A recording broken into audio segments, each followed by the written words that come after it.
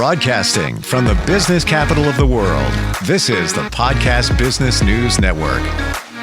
Well, welcome back, everybody. I have learned so much from him about the book writing process. So much involved. Interestingly, his company, NFB Publishing, takes care of everything from the concept to the editing to the copywriting, potentially ghostwriting, cover art. This one of my favorite things about what he does is the cover art, or his team does, and right down to marketing your book. We're going to talk with him today about some of the new titles and what went on behind the scenes in the writing of these books. And again, these are regular people that wanted to write a book, and he helps you along with that. Mark Pogodzinski is back with us. How's it going today? Good. How are you? Very well. Very well. So I'm looking on your website, nfbpublishing.com. And some new titles you got up there. So can we take a look? Sure. So we publish as the books reach completion. And so they have to go through the process. And we try to streamline ours to the best of our ability. You write a book, we get a manuscript, you get a one-page response from us, strengths, weaknesses. And then at that point, usually there's some editing that has to be done before we can start the process. Not all the time, but sometimes. And so then the author goes back, and usually it can be infuriating. The minutia you have to go over. Oh, I missed a comma. This capitalization, whatever. And then we get a manuscript in Word, and we start the process of formatting. And it's really up to you as the author. If you want a graphic around your chapter pages, if you want something simple, and these are things people don't usually think about when they write a book. You know, you're so focused on the creative process. What do I want my chapter page to look like? Oh, I want a swirl. I want a box or some lines or some design, and that's where we come in and give you a couple of options to work with. Even a simple decision of a header footer. Where do you want your page number? Some people like it center footer. Some people like the title and then the page number. And it's up to you as the creator of the content. And once all that stuff is, discussed, and we send images back and PDFs back and forth. And that's actually quite enjoyable for me to find someone when they hit upon it, like, oh my God, this is what I envisioned. It's something new. It's great. Even the book size. People don't think about it that often.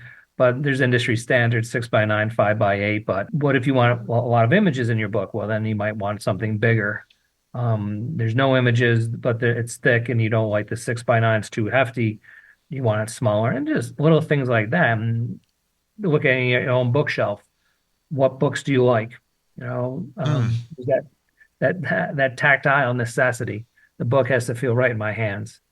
And so all of that stuff has to be discussed back and forth, and hopefully it's an enjoyable process for the author, because I enjoy it too. And we have to come to some consensus on what you want your book to look like. So that's like a little nuts and bolts of it.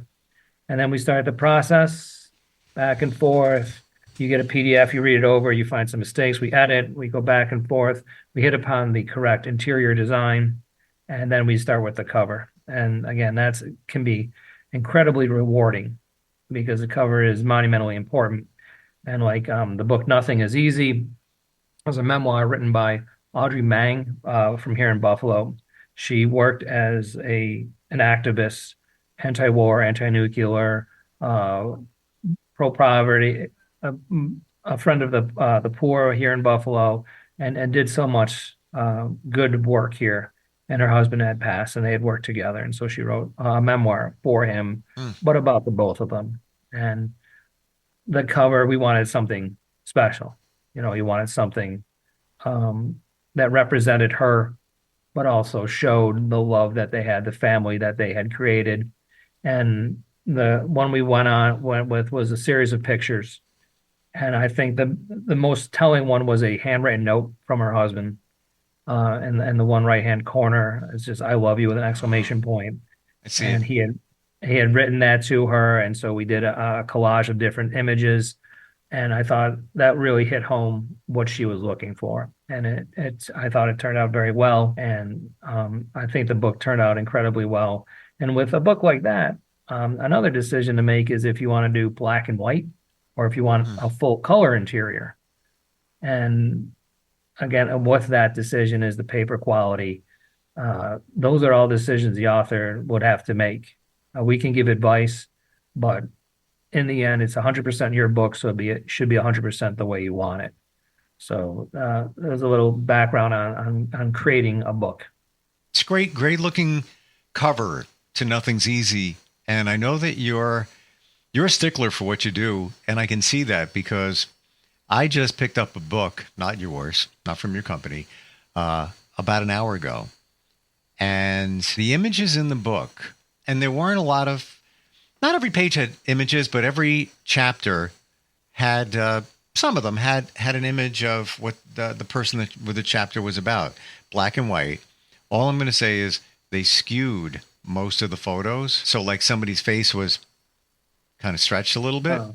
Yeah. Yeah. Yeah. And it's a shame because a great concept for the book, just overall, nice looking cover, good content, but almost every photo is stretched a little bit. I don't know. Maybe they only had a certain number of space to put it in, but then if they used it at the exact size what the photo would in its ratio be, may have been too small. So they made it, bigger. I don't know. Is what it is, but that all of this stuff is on your radar. That's where I'm going with it. The pictures can be a little bit of an issue from time to time. A lot of them come 8.5 by 11, that standard paper size, and they have to be reduced to 6 by 9, 5 by 8, whatever it may be. And as you said, that does happen, and that should be caught in the editing process. The image is manipulated to the point where it's oblong or it's stretched, as you say, and the printed proof stage is essential at that point. I have had authors who want to skip that part of it, and we won't do it. You have to have a printed proof in your hands to see what it's going to look like when it's out to the public. And a lot of people they're in a rush to get the book out, and I can understand that. But we do have to take a little breath. We have to take a step back, and we have to make sure that what we produce is as professional as possible. And the color versus black and white is part of that too, because you will lose resolution. We've had people submit on Word documents and want the picture taken off the Word. You're going to lose resolution taking it there. You're going to lose resolution when it goes to the print. So that might have happened. Hopefully that author did get a printed proof. Sometimes those things can be fixed post publication, depending on who you're working with. But for us, the attention to detail is essential, and especially a memoir like that heartfelt thing. Sure. You want to do the best where possible and produce the best product you can. Well, I know with you, it doesn't matter whether it's, James Patterson or, somebody that just decided to write a book, a regular person. You put the same attention into it. And let's look at another new title you have. Which one you want to talk about? So an author, and he is from Australia, is Please Let Me Destroy You by Rupert Taylor. So again, we work with international people. And if you look at his cover, he went with a painted image. Mm-hmm. And that's what he wanted. That represents his book to the best of his ability. So it's very different than Nothing's Easy, where you have pictures and a collage, and he wanted a single picture on his. So it's a very different feel to it, but it represents his book. His book is fiction. It's a wildly interesting plot line with characters all over the place, but that's what he wanted. And with that particular author, he came to us with the image. He's like, I want this. So again, we cleaned it up a bit, changed a couple of background colors to make it stand out a little bit more. But he had that idea, and that's what he wanted. So again, can we describe what it looks like? I mean, we're not ready to show it here at this moment to share a screen. Essentially, it's a hand going like this, and this finger has been chopped off, and the hand is holding the rest of this finger here. But the part and there's some rings on the hand. Mhm. So, and it's a painting. It's not, lifelike, but it makes the statement. But my favorite part is finger is missing from this point up. And the text goes like this. It's almost like an extension of the finger. And it says, please let me destroy you. Kind of right down like that. Love it. I mean, that as soon as I saw that cover, I'm like, we got to talk about that. Talk about that book. I love the fact that the book talks about somebody trying to do a TV show for a network, and just a wild roller coaster ride. But they're very specific. They talk about selling it to HBO or Netflix. So I feel like it's real. You know what I'm saying? And I think that's what he was going for. Anyone who's tried to do that, anyone who's tried to be creative like that and sell a show would find the book interesting, because how far are you willing to go to sell a show? Are you willing to give up a finger? Are you willing to do something far darker? Where are you willing to go on this planet to get what you need? So someone will say, yes, that's the show for us. And I think it hits home for those of us who have tried it and continue to try to do it. He really brings it. The characters come alive, and as you're reading, you question, like, what would I do to achieve my dream? And then, of course, if you do achieve it, you're like, wow, it's very disappointing. The people I work with are reprehensible, morally bankrupt, as this is what I've become. So I like that. It's a good book. It's a quick read. And again, I was proud of the cover when we got it done. And the image of it, I thought, was really well done. Something striking, something you're going to maybe pick up, which is the purpose of a cover, a visual representation of the book. Is Rupert a published author? Like, has he been around a block, or this is one of his first ones? He's published stuff in Australia. Okay. Stories and such, but this is his first novel debut. And again, he found us, and we worked together. We partnered up to produce his book. And we've had a number of international authors. And when I started the business, I assumed it was going to be mostly local or regional. And I've been surprised the amount of international authors that we do have. Wow. A couple from Australia, Austria, Ireland, England, professor from France who wanted to do his own textbook when he was a philosophy professor. He didn't like any of the ones out there. They didn't have what he wanted. So he was able to write his own textbook with what he wanted to match his syllabus. So we're able to help him with that. And that surprisingly sold beyond his college, and actually made a nice waves in that philosophy world. So that was a good surprise. Wow. But the international stuff has been really rewarding, and I've learned a lot about different parts of the world and different writers.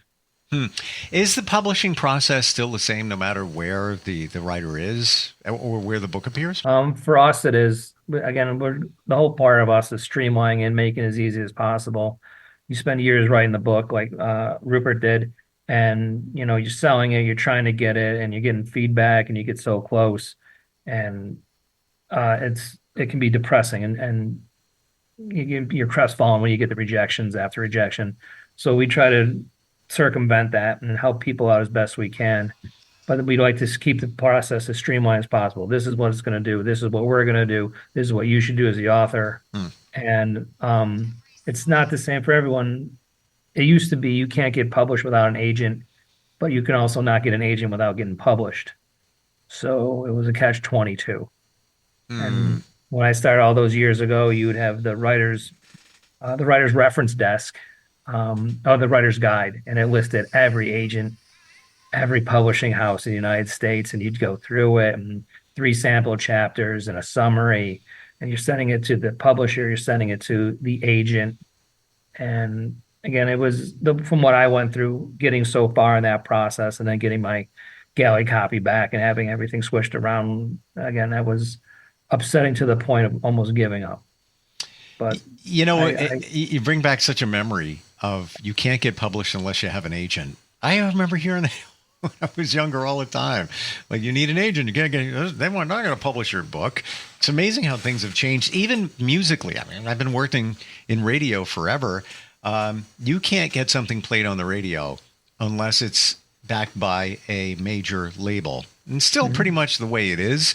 But to get to the label's attention, you build up that kind of fan base on YouTube, and that, if you can work it that way, you can get attention starting at the beginning there. With everything we have today, I don't want to say it's easy, but there's way more opportunity to get your stuff out there if that's what you're looking for. Well, the radio was payola, right? Well, back in the day, it was in the 60s, and in 70s, people would pay the disc jockey to play their song.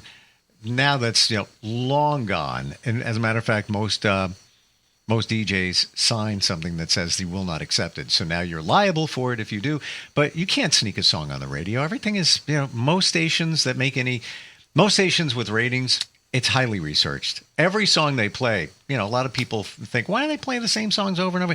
Because it's been researched, and that's what drives ratings, because you're playing what people want to hear. So, if I were to slip a song in there, everybody would know right away, and you'd face the repercussions of that. So it's not approaching the radio station; it's now approaching the label, and that's where it kind of begins. But look at so many artists like Justin Bieber. I mean, on and on and on. Ed Sheeran even started on YouTube just making songs, and they call it discovered by doing that. So on the publishing side, somebody could self-publish a book or publish with your help and pick up some traction. People start enjoying it. People, somebody makes a name for himself. You never know what could happen. And that would be one of our goals, is to help people achieve that greater success. Sure. And with us, you always maintain the rights to your work. Yeah.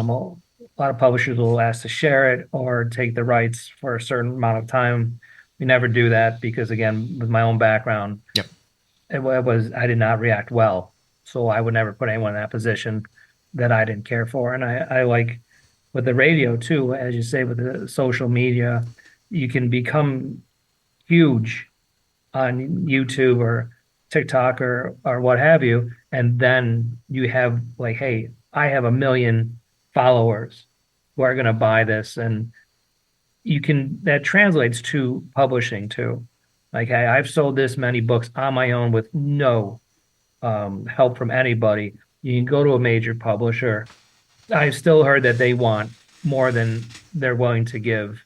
But you can do it that reverse way. Instead of being discovered by an agent and being brought through the process, you have created your own market. Then you go to an agent. Well, this is what I'm bringing you. And you can get a better deal that way. It's not easy, as you say. It's a lot of work. It's a lot of social media posting, understanding the market, as you say, and hopefully you can build that, or you get discovered early. And I think it's similar between publishing and music. Sure. Before we run out of time, Poker Cemetery. That's a new one, right? Yep. So that's murder mystery. It's the author's second one with us. Dark, humorous, twists and turns in every chapter. Some really fascinating characters created that you've never seen before.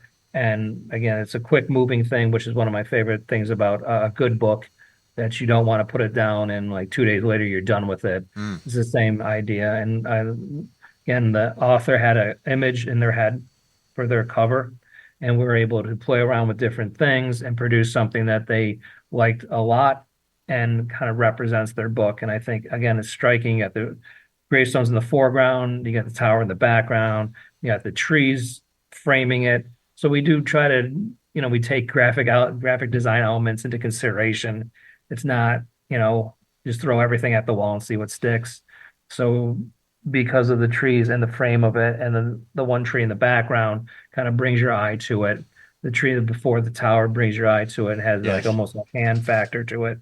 And then again, the gravestones in the foreground. Where did the art for that cover come from? We use different image searches, internet. We know to use AI generated images. So everything is either a photograph that we will take or provided by the author. And again, as much as AI is a great stepping stone to an idea, again, the old school mind is somehow cheating. And until I wrap my head around it, that's the way I think about it. You're talking about AI? AI.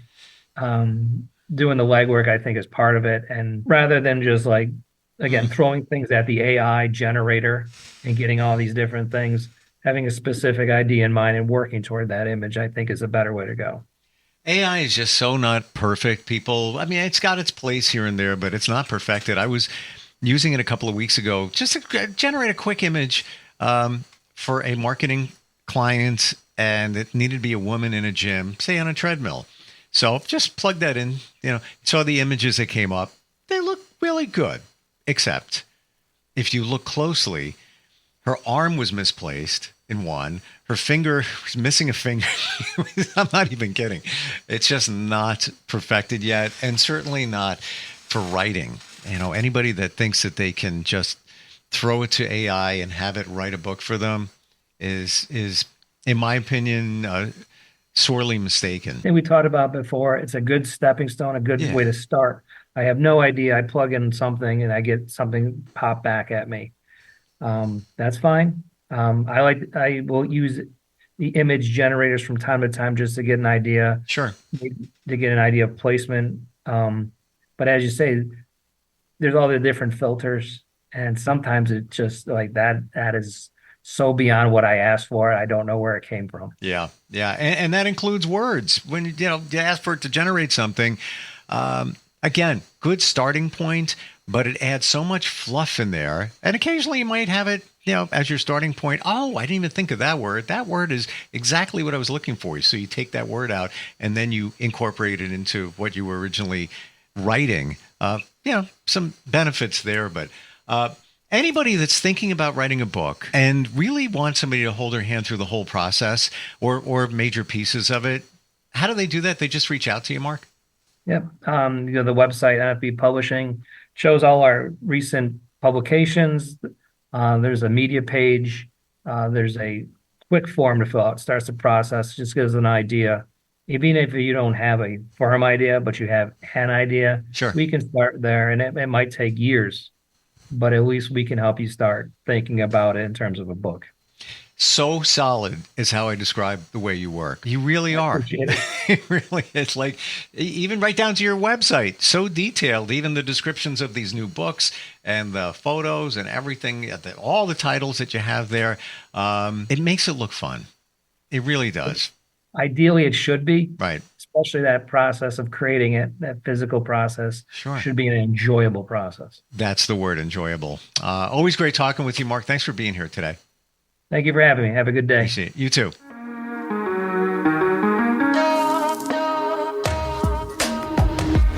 Broadcasting from the business capital of the world, this is the Podcast Business News Network. For nearly 2,000 severely injured veterans, everyday life has become filled with barriers. Day-to-day simple tasks can become pretty daunting. I have to carry my chair up 2 flights of steps or have somebody do it for me. What scares me the most is just the falling. When I'm struggling with my house, I think, to have that one great barrier just knocked down, it's crucial. Home for Our Troops is a wonderful nonprofit that builds a mortgage-free, fully adaptive, handicap-accessible house. And there's no catch. It'll be our very first home that we've ever owned. This is a game changer. This is where your life begins again. We need you to join us in completing this important mission. Please visit hfotusa.org and help build homes and rebuild lives. Because of you, everything's going to be okay.